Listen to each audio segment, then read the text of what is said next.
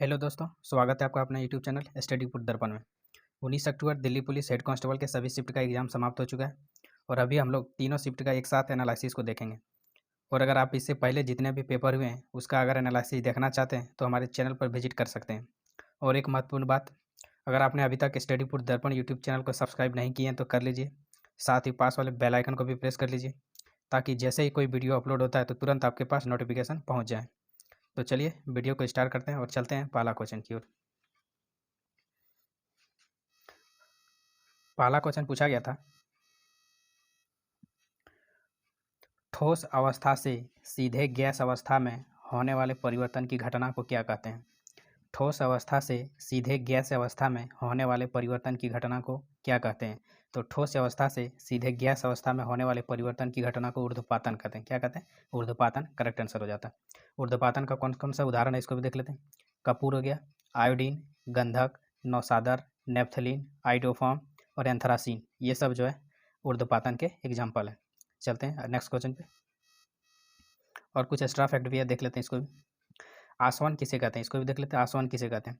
किसी द्रव्य को वाष्पीकृत करके पुनः ठंडा करने के प्रक्रम को आसवन कहते हैं। किसी द्रव्य को वाष्पीकृत करके पुनः ठंडा करने के प्रक्रम को आसवन कहते हैं। एग्जाम्पल हो गया आसुत जल। क्या हो गया? आसुत जल। अगला है रवाकरण।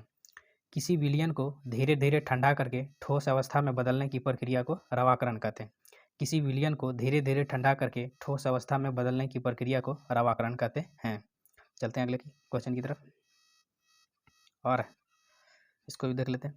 प्रभाजी आसवन, ऐसे मिश्रण जिनके संगठक के क्वथनांक में कम से कम अंतर होता है।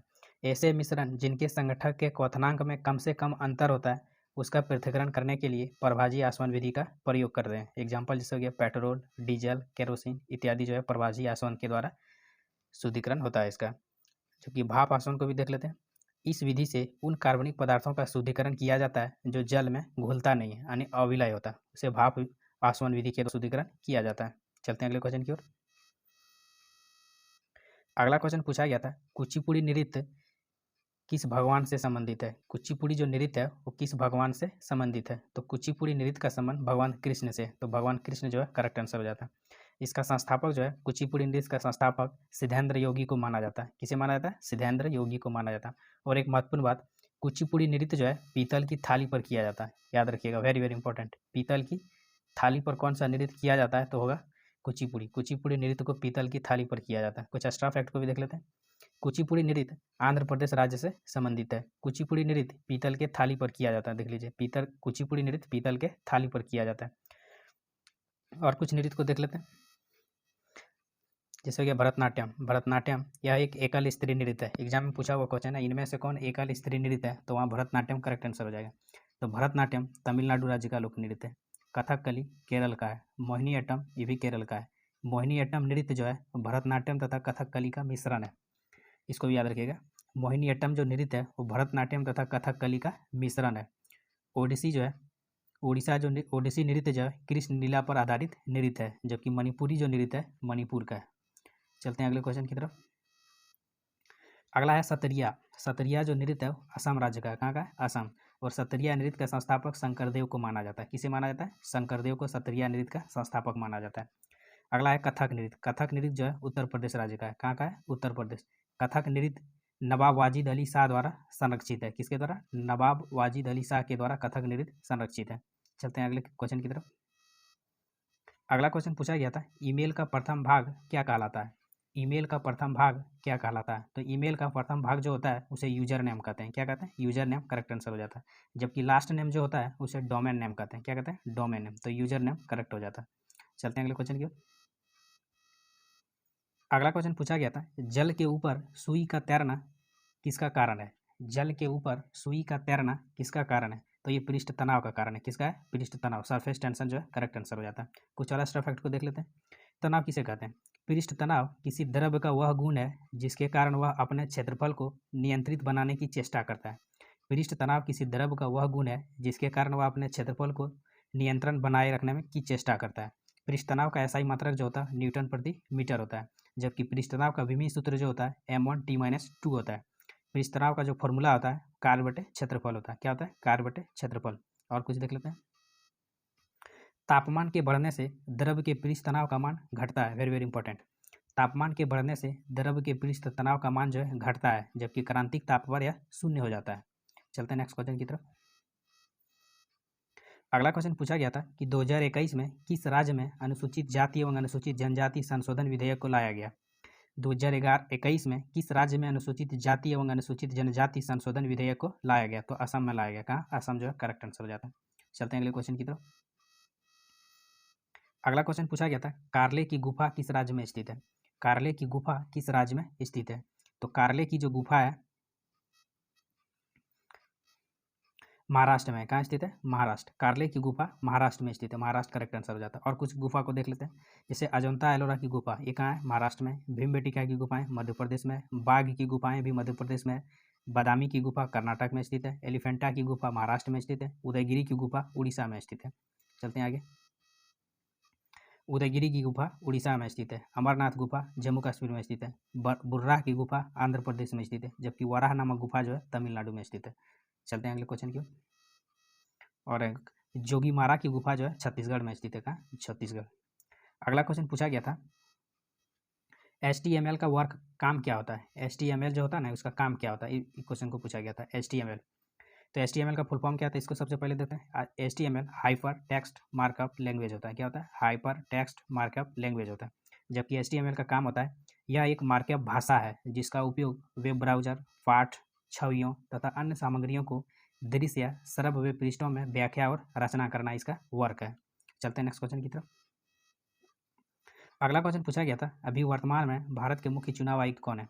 अभी वर्तमान में भारत के मुख्य चुनाव आयुक्त कौन है, तो अभी वर्तमान में भारत के मुख्य चुनाव आयुक्त हैं राजीव कुमार है। कौन है? राजीव कुमार। और ये 25वें नंबर के हैं। कितना नंबर के? 25वें नंबर। तो राजीव कुमार करेक्ट आंसर हो जाता है। चलते हैं अगले क्वेश्चन की। अगला क्वेश्चन पूछा गया था अभी वर्तमान में प्रधानमंत्री के आर्थिक सलाहकार कौन है। अभी वर्तमान में प्रधानमंत्री के आर्थिक सलाहकार कौन है, तो प्रधानमंत्री के आर्थिक सलाहकार जो है संजीव सान्याल है। कौन है? संजीव सान्याल करेक्ट आंसर हो जाता है। चलते हैं अगले क्वेश्चन की तरफ। अगला क्वेश्चन पूछा गया था टोक्यो ओलंपिक 2020 में लवलीना बोर्गोहेन किस खेल में कांस्य पदक जीती थी। टोक्यो ओलंपिक 2020 में लवलीना बोर्गोहेन किस खेल में कांस्य पदक जीती थी, तो ये बॉक्सिंग में जीता था। कौन खेल? बॉक्सिंग जो करेक्ट आंसर हो जाता है। और कितने केजी भार वर्ग में, तो 69 केजी भार वर्ग में इसने जीता था। और ये किस राज्य का है? असम राज्य का है। कहाँ का है? असम राज्य। तो बॉक्सिंग करेक्ट आंसर हो जाता है। चलते हैं अगले क्वेश्चन की तरफ। अगला क्वेश्चन पूछा गया था कोविड-19 के दौरान किस IIT ने गेमिंग प्लेटफॉर्म को लॉन्च किया था। कोविड-19 के दौरान किस IIT ने गेमिंग प्लेटफॉर्म को लॉन्च किया था, तो गेमिंग प्लेटफॉर्म को IIT मद्रास के द्वारा लॉन्च किया गया, तो IIT मद्रास करेक्ट हो जाता है। चलते हैं अगले क्वेश्चन की तरफ। अगला क्वेश्चन पूछा गया था गणगौर त्यौहार किस मौसम में मनाया जाता है।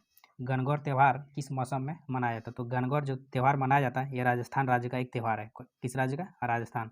जबकि यह वसंत ऋतु में मनाया जाता है, तो वसंत ऋतु करेक्ट आंसर हो जाता है। चलते हैं अगले क्वेश्चन की तरफ। अगला क्वेश्चन पूछा गया था MS एक्सेल 2010 में वर्कशीट के सबसे ऊपरी हिस्सा क्या कहलाता है।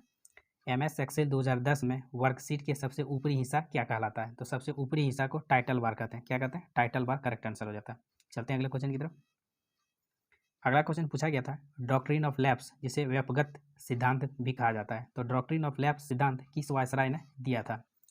तो डॉक्ट्रिन ऑफ लैप्स सिद्धांत लॉर्ड डलहौजी के द्वारा दिया गया था। क्या किसने दिया था? लॉर्ड डलहौजी जो है करेक्ट आंसर हो जाता है। जबकि इसका कार्यकाल जो था 1848 से 1856 तक। डॉक्ट्रिन ऑफ लैप्स क्या था, इसको जरा भी देख लेते हैं। पैतृक वारिस ना होने की स्थिति में सर्वोच्च सत्ता कंपनी के द्वारा अपने अधीनस्थ क्षेत्रों को ब्रिटिश साम्राज्य में मिलाने को डॉक्ट्रिन ऑफ लैप्स का सिद्धांत नाम दिया गया था। तो doctrine of lapse Lord Dalhousie correct हो जाता है। चलते हैं अगले क्वेश्चन की तरफ। अगला क्वेश्चन पूछा गया था IP का फुल फॉर्म क्या होता है। IP, तो IP का फुल फॉर्म होता है internet protocol. Internet protocol correct answer हो जाता है। चलते हैं अगले क्वेश्चन की।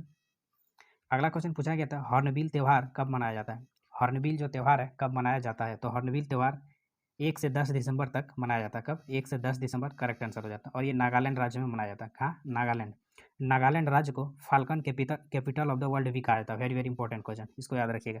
नागालैंड राज्य को falcon capital of the world भी कहा जाता है। अगले क्वेश्चन पे चलते हैं। अगला क्वेश्चन पूछा गया था WWF का स्थापना कब हुआ था। WW का स्थापना कब हुआ था। वर्ल्ड वाइड वेब क्या होता है full form? World wide web. इसकी स्थापना जो है 1989 में हुआ था। कब हुआ था? 1989 जो है करेक्ट आंसर हो जाता है। और किसके द्वारा किया गया था? तो टिम बर्नर्स-ली के द्वारा इसकी स्थापना किया गया था। किसके द्वारा? टिम बर्नर्स-ली के द्वारा। और कुछ एक्स्ट्रा फैक्ट को देख लेते हैं। गूगल की स्थापना 1998 में हुआ था। फेसबुक की स्थापना 2004 में हुआ था। व्हाट्सएप की स्थापना 2009 में हुआ था। जीमेल की स्थापना 2004 में हुआ था। इंस्टाग्राम की स्थापना 2010 में हुआ था, जबकि ट्विटर की स्थापना 2006 में हुआ था। तो WWF का स्थापना 1989 करेक्ट आंसर हो जाता है। चलते हैं अगले क्वेश्चन की तरफ। अगला क्वेश्चन पूछा गया था 2002 में संविधान में कितने मौलिक कर्तव्य थे? 2002 में संविधान में कितने मौलिक कर्तव्य थे? तो 2002 में संविधान में 11 मौलिक कर्तव्य थे। कितना? तो 11 जो है करेक्ट आंसर हो जाता है। जबकि इससे पहले जो था वो 10 थे। कितना? पहले 10 थे। जबकि 86वां संविधान संशोधन 2002 में शिक्षा के अधिकार को भी इसमें जोड़ा गया था, तो उसको मिला करके 11 हो गया था। तो 11 करेक्ट आंसर हो जाता है। चलते हैं अगले क्वेश्चन की तरफ। अगला क्वेश्चन पूछा गया था राजा जयचंद कहाँ के शासक थे? कोई बच्चा बोल रहा है कि राजा जयचंद कहाँ के शासक थे, इसको पूछा गया। और कोई बोल रहा है कि राजा जयचंद जो है किस वंश के शासक थे, इसको पूछा गया था। तो राजा दोनों को बता देते हैं। राजा जयचंद जो था कन्नौज के शासक थे। कहाँ? कन्नौज। और ये गढ़वाल वंश का था। कहाँ का? गढ़वाल वंश। चलते हैं अगले क्वेश्चन की तरफ। अगला क्वेश्चन पूछा गया था भारतीय सैन्य अकादमी की स्थापना किस वर्ष किया गया था? भारतीय सैन्य अकादमी की स्थापना किस वर्ष किया गया था? तो भारतीय सैन्य अकादमी की स्थापना 1 अक्टूबर 1932 को हुआ था। कब? 1 अक्टूबर 1932 करेक्ट आंसर हो जाता। जबकि भारतीय सैन्य अकादमी स्थित है कहाँ? देहरादून में स्थित है। 1 अक्टूबर 1932 को ही इंडियन एयरफोर्स की स्थापना भी हुआ था। इस बात को भी याद रखिएगा। इंडियन एयरफोर्स की स्थापना 8 अक्टूबर 1932 को हुआ था। इंडियन एयरफोर्स की स्थापना 8 अक्टूबर 1932 को हुआ था। चलते हैं अगले क्वेश्चन की तरफ। यहाँ थोड़ा मिस प्रिंट है, इसको ठीक है सुधार लीजिएगा। चलते हैं अगले क्वेश्चन की तरफ। अगला क्वेश्चन पूछा गया था भारत के किस क्षेत्र में शीत ऋतु का प्रभाव सबसे कम देखने को मिलता है? भारत के किस क्षेत्र में शीत ऋतु का प्रभाव सबसे कम देखने को मिलता है? तो शीत ऋतु का प्रभाव सबसे कम जो है रेगिस्तान वाले क्षेत्रों में देखने को मिलता है। तो जैसलमेर साइड के रेगिस्तान करेक्ट आंसर हो जाता। चलते हैं अगले क्वेश्चन की तरफ। अगला क्वेश्चन पूछा गया था साक्षरता दर किस प्रकार निकाला जाता है? फॉर्मूला दिया हुआ था ऑप्शन में। साक्षरता दर किस प्रकार निकाला जाता है? तो साक्षरता दर से पहले समझ लेते हैं क्या होता है। 7 वर्ष या उससे अधिक आयु की कुल जनसंख्या में साक्षरों की प्रतिशत जनसंख्या को साक्षरता दर कहा जाता है। 7 वर्ष या उससे अधिक आयु की कुल जनसंख्या में साक्षरों की प्रतिशत जनसंख्या को साक्षरता दर कहा जाता है। जबकि साक्षरता दर बराबर फॉर्मूला होता है साक्षरों की संख्या बटे 7 वर्ष से अधिक आयु वाले की संख्या साक्षरता जनसंख्या। साक्षरता दर बराबर साक्षरों की संख्या बटे 7 वर्ष से अधिक आयु वाले की जनसंख्या गुना 1000 करेक्ट आंसर हो जाता है। अब वर्तमान समय में भारत की साक्षरता दर 74.04 है। कितना? 74.04। चलते हैं अगले क्वेश्चन की तरफ। अगला क्वेश्चन पूछा गया था मोहम्मद गवान किस साम्राज्य का वजीर था? मोहम्मद गवान किस साम्राज्य का वजीर था? तो बहमनी साम्राज्य करेक्ट आंसर हो जाता। चलते हैं अगले क्वेश्चन की ओर। अगला क्वेश्चन पूछा गया था F2 फंक्शन का वर्क क्या होता है? F2 फंक्शन कंप्यूटर में F2 फंक्शन का काम क्या है, इसको पूछा गया था। तो F2 फंक्शन का काम होता है रीनेम या एडिट करने के लिए इसका प्रयोग किया जाता है। रीनेम तथा एडिट करने के लिए F2 का यूज किया जाता है। तो कंप्यूटर में 12 शॉर्ट की होते हैं, उसके सबको देख लेते हैं एक एक करके क्या किसका काम है। सबसे पहले F1 जो होता है हेल्प के लिए प्रयोग किया जाता है। F2 जो होता है रीनेम तथा एडिट के लिए होता है, यही पूछा गया था। F3 जो होता है सर्चिंग के लिए होता है। F4 जो होता है विंडो को ओपन करने के लिए इसका उपयोग होता है। F5 रिफ्रेश के लिए होता है। F7 स्पेलिंग चेक के लिए होता है। F8 रिब्यूट के लिए होता है। जबकि F9 रिमूव सेलेक्ट पर्सन को के लिए होता है। जबकि F10 का उपयोग राइट क्लिक के लिए शिफ्ट प्लस F10 को दबाएंगे तो राइट क्लिक के लिए इसका उपयोग किया जाता है। जबकि F11 का प्रयोग फुल स्क्रीन के लिए किया जाता है। F12 का उपयोग सेव एज के लिए प्रयोग किया जाता है। चलते हैं अगले क्वेश्चन की तरफ। अगला क्वेश्चन पूछा गया था फुगड़ी नृत्य किस राज्य की है? फुगड़ी नृत्य किस राज्य की है? तो फुगड़ी नृत्य का संबंध गोवा से है। गोवा जो है करेक्ट आंसर हो जाता है। चलते हैं अगले क्वेश्चन की ओर। अगला क्वेश्चन पूछा गया था उड़ीसा ओपन 2022 का महिला वर्ग का खिताब किसने जीता है? उड़ीसा ओपन 2022 का महिला वर्ग का खिताब किसने जीता है? तो महिला वर्ग का खिताब उन्नति हुड्डा के द्वारा जीता गया। किसका? उन्नति हुड्डा जी के द्वारा जीता गया। तो उन्नति हुड्डा करेक्ट आंसर हो जाता है। उड़ीसा ओपन का संबंध जो है बैडमिंटन से है। किस खेल से? बैडमिंटन से है उड़ीसा ओपन का संबंध। तो उन्नति हुड्डा करेक्ट हो जाता है। चलते हैं अगले क्वेश्चन की तरफ।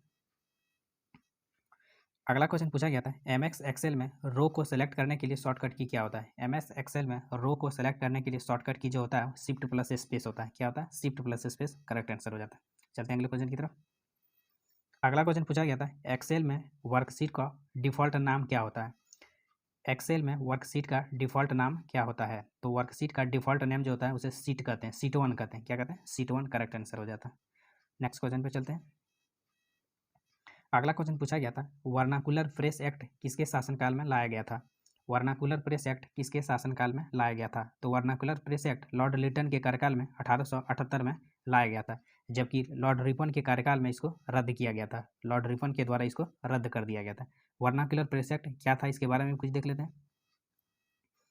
वर्नाकुलर प्रेस एक्ट 1878 का वर्नाकुलर प्रेस एक्ट भारतीय भाषाओं के प्रेस की स्वतंत्रता को प्रतिबंधित करने के लिए था। दूसरा एंग्लो अफगान युद्ध के लिए लॉर्ड लिटन की बहुत आलोचनाएं की गई थी, इसलिए उन्होंने अपने अधीन ब्रिटिश नीतियों की आलोचना व्यक्त करने के लिए मौखिक प्रेस को रोकने के उद्देश्य से इस अधिनियम को पारित किया गया था। इसे गैंगिंग एक्ट भी कहा जाता है। इसे क्या कहता है? गैंगिंग एक्ट भी इसे कहा जाता है। यह पहली बार है जब किसी अधिनियम ने सरकार को अदालत के आदेशों के बिना भी सर्च वारंट जारी करने और अखबार के परिसर में प्रवेश करने का अधिकार दिया था। तो ये था रॉलेट वर्नाकुलर प्रेस एक्ट। चलते हैं अगले क्वेश्चन की तरफ। अगला क्वेश्चन पूछा गया था, पीएम डिवाइन योजना किससे संबंधित है? पीएम डिवाइन योजना किससे संबंधित है? तो पीएम डिवाइन योजना क्या है, इसे देख लेते हैं। केंद्रीय बजट 2022-23 में वित्त मंत्री निर्मला सीतारमण जी के द्वारा एक नई पीएम डिवाइन योजना प्रस्तावित की गई। पीएम डिवाइन योजना के बारे में जान लेते हैं। पीएम डिवाइन योजना सरकार ने 1500 करोड़ रुपये के प्रारंभिक आवंटन के साथ पीएम डिवाइन योजना की घोषणा की। इस योजना का उद्देश्य मिजोरम में अपनी तरह की अनूठी बम्बू लिंक रोड्स सहित बुनियादी ढांचे और जरूरत आधारित सामाजिक विकास के लिए फंड प्रदान करना इसका उद्देश्य था। तो पीएम डिवाइन योजना कहाँ स्टार्ट किया? मिजोरम राज्य के लिए स्टार्ट किया गया था। चलते हैं नेक्स्ट क्वेश्चन पे। अगला क्वेश्चन पूछा गया था, कांचीपुरम में कैलाश मंदिर किस शैली में बना हुआ है? कांचीपुरम में कैलाश मंदिर किस शैली में बना हुआ है? तो कांचीपुरम के कैलाश मंदिर द्रविड़ शैली में बना हुआ है। कौन?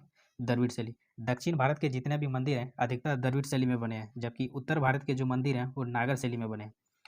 कांचीपुरम के कैलाश मंदिर का निर्माण पल्लव वंश के शासक नरसिंह वर्मन द्वितीय के द्वारा किया गया था। किसके द्वारा? नरसिंह वर्मन द्वितीय के द्वारा। तो द्रविड़ शैली करेक्ट हो जाता है। चलते हैं अगले क्वेश्चन की तरफ। अगला क्वेश्चन पूछा गया था, भारत के किस राज्य की जनसंख्या घनत्व सबसे कम है? ये रिपीट हुआ था क्वेश्चन, ये थर्ड शिफ्ट में रिपीट हुआ है क्वेश्चन।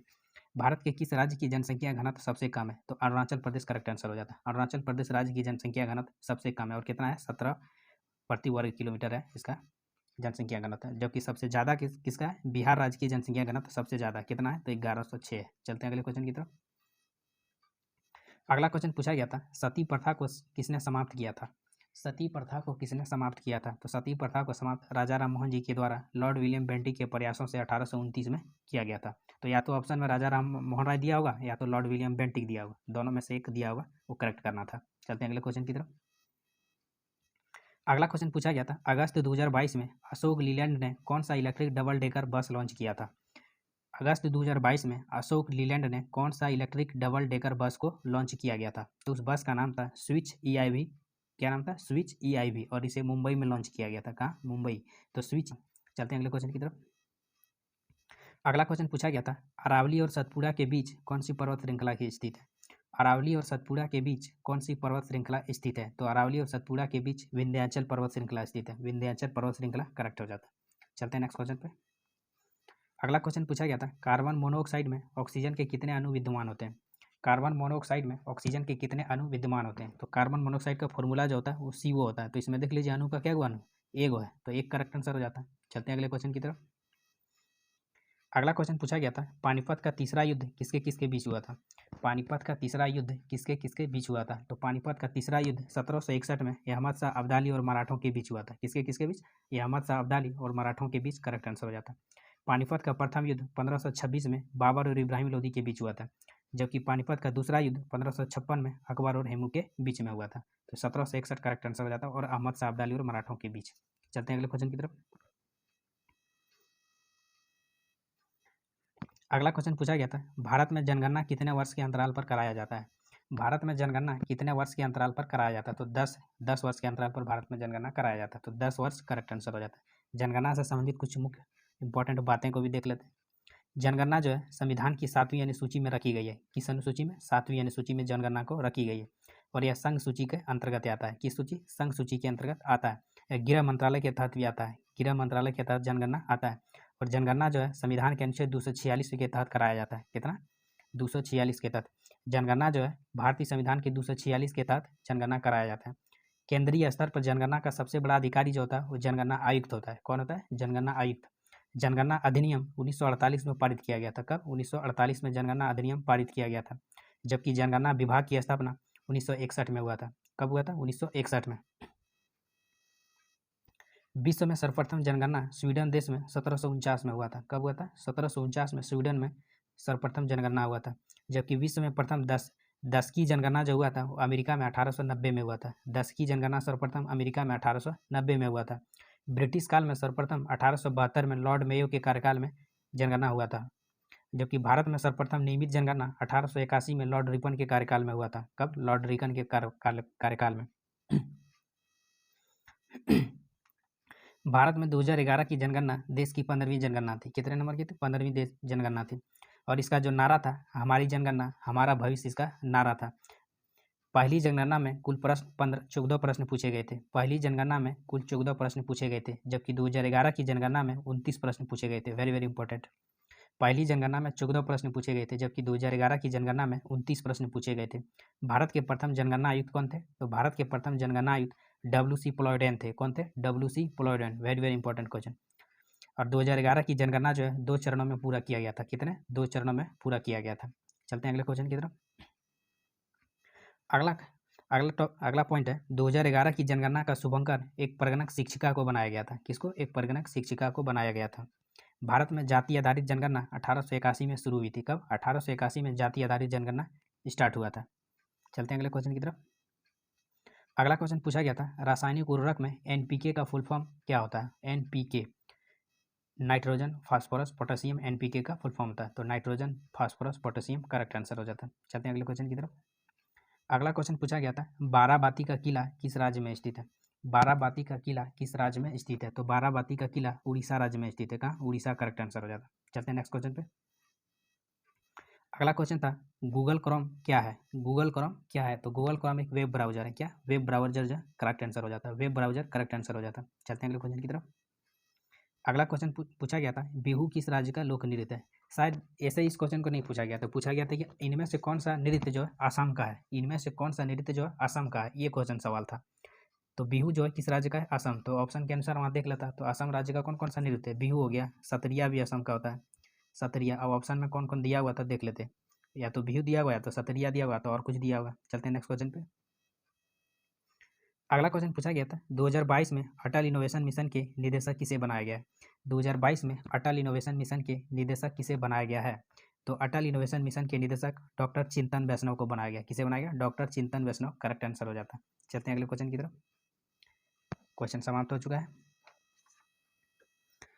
तो ये रहा 19 अक्टूबर के सभी शिफ्ट का एक साथ पेपर एनालिसिस। वीडियो कैसा लगा हो कमेंट करके जरूर बताएं।